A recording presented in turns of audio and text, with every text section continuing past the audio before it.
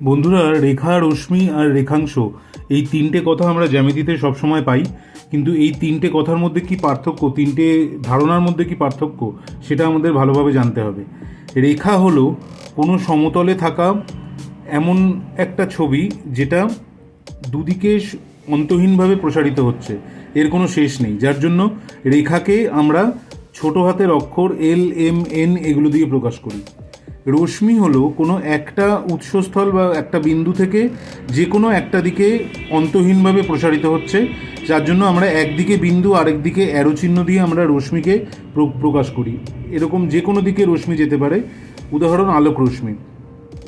আর রেখাংশ হলো দুটো প্রান্তবিন্দু দ্বারা সীমাবদ্ধ একটা রেখা, একটা সরলরেখার অংশ যার একটা নির্দিষ্ট দৈর্ঘ্য আছে।